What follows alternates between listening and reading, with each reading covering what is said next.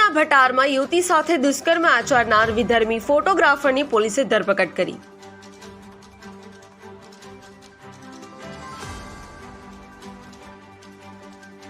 આરોપી ઇન્સ્ટાગ્રામમાંથી યુવતીના સંપર્કમાં આવ્યો હતો।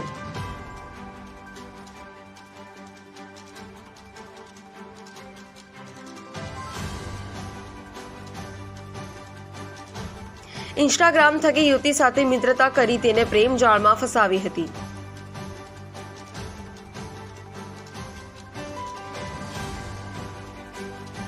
યુવતીને લગ્નની લાલચ આપી આરોપી અલગ અલગ સ્થળે ફરવા લાવ્યો હતો।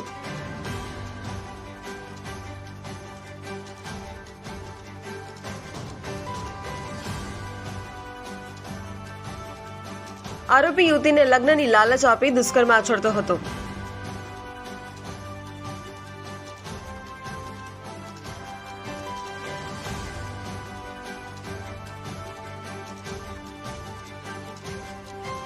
દુષ્કર્મ આચરનાર શહેજાદની પોલીસે ધરપકડ કરી।